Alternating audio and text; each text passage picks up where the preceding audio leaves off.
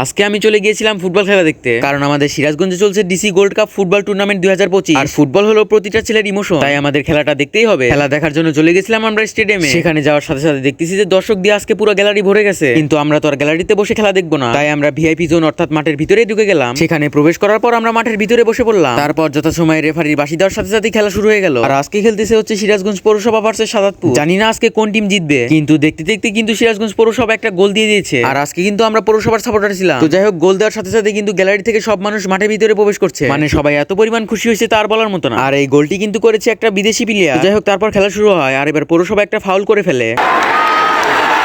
মানে একবার দর্শকের আওয়াজটা শোনেন।